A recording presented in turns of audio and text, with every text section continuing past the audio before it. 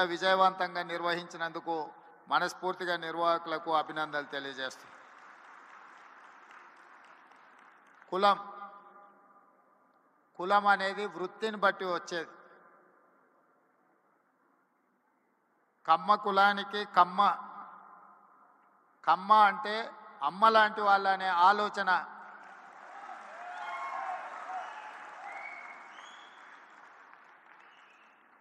అమ్మ అంటే ఆకలి మీద వచ్చిన ఏ కొడుకునైనా ఎవరినైనా కడుపు చూస్తుంది, ఆకలితో ఉన్నాడేమో ఏమైనా పెడదాము అని. అందుకే కమ్మవారు భూమిని నేలను నమ్ముకొని వ్యవసాయం చేసి మట్టిలో నుంచి బంగారాన్ని తీసే పంటలు పండించి 10 మందికి సాయం చేసే కమ్యూనిటీ కమ్మ కులం.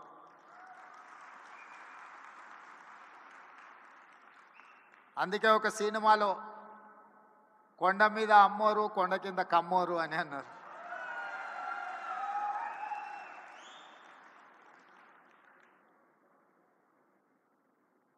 నేను మామూలుగా మా మిత్రులతో అంటుంటా, కమ్మాస్ ఎక్కడున్నారో మనం గుర్తుపట్టాలంటే పెద్ద రీసెర్చ్ చేయాల్సిన అవసరం లేదు. సారవంతమైన నేల, సమృద్ధిగా నీళ్ళు ఎక్కడ ఉంటాయో ఎత్తుకుతే అక్కడ తప్పకుండా కమ్మాస్ ఉంటారని చెప్పి, అది ఇవాళ కర్ణాటక అయినా, తమిళనాడు అయినా, తెలంగాణ అయినా, ఆంధ్రప్రదేశ్లో అయినా ఎక్కడ చూసినా సారవంతమైన నేలలుండి మంచి పంటలు పండించగలిగిన, మంచి పంటలు పండుతాయన్న భూమి ఉన్న ప్రతి దగ్గర కమ్మ సోదరులు అక్కడ ఉంటారు. వాళ్ళ ఆలోచన ఎప్పుడు కష్టపడాలి, పంటలు పండించాలి, 10 మందికి ఉపయోగపడాలి, 10 మందిని ఆదుకునే ఆలోచన చెయ్యాలి అనేదే ఆ సామాజిక వర్గ నేపథ్యం. అదేవిధంగా నాకున్న సంబంధాలు కానీ, లేకపోతే నాకున్న సన్నిహిత సంబంధాల గురించి నేను పెద్దగా చెప్పాల్సిన అవసరం లేదు. ఎందుకంటే నేను ఎక్కడున్నా నన్ను ఎట్లా అభిమానిస్తారో మిత్రుడు ఎరపతినేని శ్రీనివాసరావు గారు ఈ వేదిక మీద నుంచి మాట్లాడిన దాన్ని బట్టి, నేను ఎక్కడున్నా ఏ వేదిక మీద ఉన్నా కమ్మ సామాజిక వర్గం నన్ను ఎంత అభిమానంతో చూసుకుంటుందో ఎరపతినేని శ్రీనివాసరావు గారి మాటలు వింటే మిగతా అందరికీ అర్థమవుతుంది. అదేవిధంగా సత్యవాణి గారు ఒక మాట అన్నారు. వారు మాట్లాడుతుంటే అనర్గళంగా ఏ పేపర్ చూడకుండా వారి ఉపన్యాసం వినాలి అని అనిపిస్తుంది అని. అది ఎక్కడి నుంచో కాదు, ఎన్టీఆర్ లైబ్రరీలో నేర్చుకున్న చదివే ఈరోజు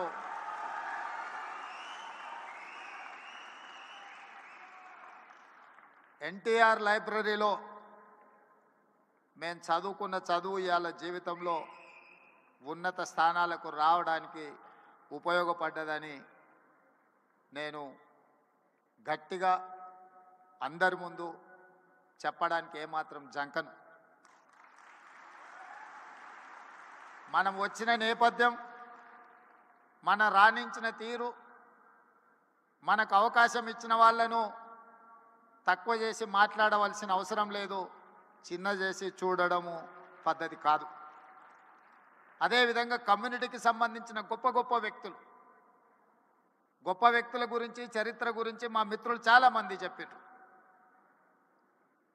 మిత్రుడు కుసుమ్ కుమార్ గారు ఎన్టీఆర్ కంటే ముందు 52 మంది కమ్మ సామాజిక వర్గం ఎమ్మెల్యేలు ఉండేవాళ్ళు అని అన్నారు. కానీ ఎన్టీఆర్ వచ్చిన తర్వాత ఎన్టీఆర్ ఒక బ్రాండ్ క్రియేట్ చేసింది. NTR is brand. NTR is brand for politics. NTR is brand for leadership. వారు ఇచ్చిన అవకాశాలతోని ఆ రాష్ట్రమైనా, ఈ రాష్ట్రమైనా, ఏ రాజకీయ పార్టీ అయినా ఈరోజు నాయకులు ఉన్నారు అని అంటే ఎన్టీఆర్ గారు ఆనాడు ఇచ్చిన అవకాశాలే. ఇవాళ ఇక్కడ ఆయనను అవమానించేటట్టు మాట్లాడిన వాళ్లకు అవకాశం ఇచ్చింది ఆయన్నే. ఇవాళ ఆయన గౌరవం ఉండాలి, ఆయన పేరును స్మరించుకోవాలని చెప్పేవాళ్ళు కూడా ఆయన ఇచ్చిన నాయకత్వంతో వచ్చినోళ్ళే. అది ఎన్టీఆర్ లోపము, ఎన్టీఆర్ తప్పు కాదు. ఎన్టీఆర్ అందరికీ అవకాశం ఇచ్చిండు. అవకాశం వచ్చిన వాళ్ళు ఒక్కొక్కరు ఒక్కొక్క రకంగా ఉండొచ్చు. అది వాళ్ళ వాళ్ళ యొక్క విజ్ఞత. అదేవిధంగా ఎన్జి రంగా, అదేవిధంగా వెంకయ్య నాయుడు. ఈనాడు చంద్రబాబు నాయుడు గారి గురించి నేను చెప్పాల్సిన అవసరం లేదు.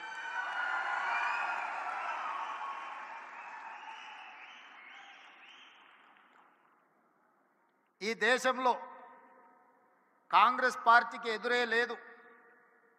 బలమైన నాయకురాలుగా శ్రీమతి ఇందిరాగాంధీ గారిని ఎదుర్కొనే వాళ్ళే లేరు. అంత బలమైన నాయకత్వాన్ని అందిస్తున్నప్పుడు ఎన్టీ రామారావు గారు ప్రవేశపెట్టిన సంకీర్ణ రాజకీయాలే ఇవాళ దేశాన్ని ఏలుతున్న వాళ్లకు అవకాశాలు ఇచ్చినాయన్న సంగతి మరవకూడదు. రామ్మోహన్ రావు గారికి గుర్తుండి ఉండాలి, ఆనాడు తెలుగుదేశం భారతీయ జనతా పార్టీ పొత్తులో భాగంగా దేశంలో 2 సీట్లు బీజేపీ గెలిస్తే హనుమకొండ నుంచి పివి నరసింహారావు గారిని ఓడించిన బీజేపీ జంగారెడ్డి గారు తెలుగుదేశం మద్దతుతో గెలిచారు. దేశంలో 2 సీట్లు బీజేపీ గెలిచిన రోజు 1 సీటు గుజరాత్లో గెలిస్తే 2వ సీటు తెలంగాణలో తెలుగుదేశం పార్టీ ఎన్టీ రామారావు గారి మద్దతుతో గెలిచింది. నేషనల్ ఫ్రంట్ కావచ్చు, యునైటెడ్ ఫ్రంట్ కావచ్చు, ఎన్డీఏ కావచ్చు, ఎప్పుడెప్పుడు అధికారంలోకి వచ్చినా అప్పుడప్పుడు ఎన్టీఆర్ ఆలోచన సంకీర్ణ రాజకీయాలే ఈరోజు వాళ్ళందరూ కూడా అధికారంలో ఉండడానికి అవకాశం వచ్చింది. అందుకే ఈరోజు మిత్రులారా, మీరు రాణించే విషయంలో వ్యవసాయం నుంచి డాక్టర్లుగా, లాయర్లుగా, ఐటీ నిపుణులుగా, అమరావతి నుంచి సిలికాన్ వ్యాలీ వరకు మీ కృషిని ఎవరు కాదనలేరు. ఇవాళ సత్యనాదెన్ల నుంచి మొదలు పెడితే చాలామంది కొత్తగా వచ్చే పెద్ద పెద్ద మల్టీనేషనల్ కంపెనీలో సీఈఓలుగా మన వాళ్ళు చాలామంది ఉన్నారు. సరే, అమెరికాలో ఇక్కడ బహిరంగ సభ పెట్టిన దానికంటే పెద్ద ఎత్తున మా తానా సోదరులు సభలు పెడుతుంటారు. ప్రతి 2 సంవత్సరాలకు తప్పకుండా ఇప్పటివరకు ఎప్పుడూ నేను వెళ్తూనే కలుస్తూనే వస్తున్నా.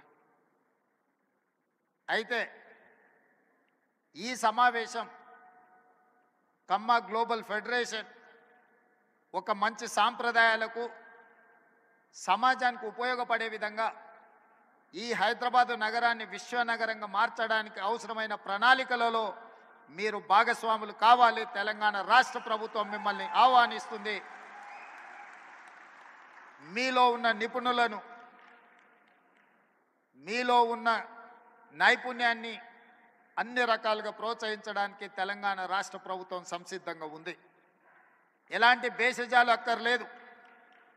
హైదరాబాదు నగరం ప్రపంచంతో పోటీ పడాలంటే ప్రపంచంలో రాణించిన కమ్మ సోదరులకు ఇక్కడ అన్ని రకాల అవకాశాలు కల్పించడానికి మా ప్రభుత్వం సిద్ధంగా ఉన్నది అని చెప్పి నేను ఈ వేదిక మీద నుంచి విజ్ఞప్తి చేస్తున్నా. మాకు భేషజాలు లేవు.